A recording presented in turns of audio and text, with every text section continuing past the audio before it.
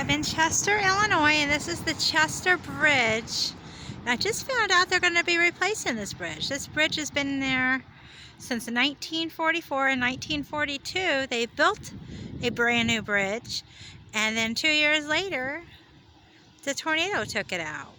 So maybe it wasn't 1944. I think it was 2 years after that, so 1946. I don't have the exact date. So this bridge has been standing around 1946.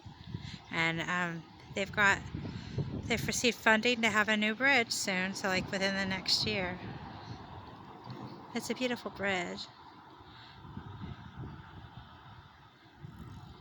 There it is, the Chester Bridge. Chester, Illinois, very historic city we have here. Lots of history. Forts and the creator of Popeye, E.C. Seeger. I think his name was Elsie. There's the Chester Bridge.